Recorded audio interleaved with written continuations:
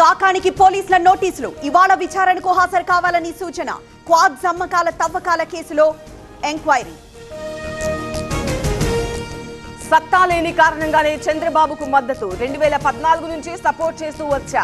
ప్రజలకు మేలు చేసే వారికి మద్దతు ఇవ్వాలన్న పవన్. చంద్రబాబు విజన్ గొప్పది. గుడ్లవల్లేరును దత్తత తీసుకోవాలన్నారు. సర్వే చేస్తున్నామన్న మేఘా కృష్ణారెడ్డి. శ్రీమంతులు తినే బియ్యం ఇక పేదలు తింటారు. అర్హులందరికీ సన్న బియ్యం పంపిణీ. ఉగాది రోజు ప్రారంభించడం సంతోషంగా ఉందన్న సీఎం. హెచ్సియులో టెన్షన్ వాతావరణం. భూముల వేలంపై విద్యార్థుల ఆందోళన. జేసీబీలను అడ్డుకున్న స్టూడెంట్స్.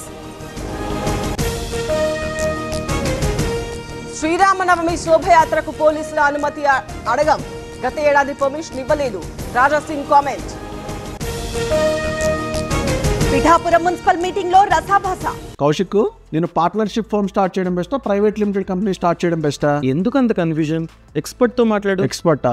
ఎలా? బాస్ వాలా. Be the boss. YCP TDP కార్పొరేటర్ల మధ్య వాగ్వాదం. రద్దయిన పనులను ఎజెండాలో చేర్చడంపై వివాదం. హైదరాబాద్ విజయవాడపై తగ్గిన టోల్ ఛార్జ్ ఇవాళ అర్ధరాత్రి నుంచి అమల్లోకి. ఏడాది వరకు అమలు. ఇజ్రాయెల్ వీసాల పేరుతో మోసం. 18 మంది నుంచి 3 కోట్లు వసూలు. విజయవాడలో ట్రావెల్ ఏజెన్సీ దోపిడీ. వైన్ షాప్ ఎత్తేయాలి. గుంటూరులో మహిళల ఆందోళన. తెనాలి నారాయణ సెంటర్లో ధర్నా. శ్రీశైలంలో అంబరాన్నంటిన ఉగాది సంబరాలు. తరలి వచ్చిన శేష జనవాహిని. కన్నుల పండుగ రథోత్సవం.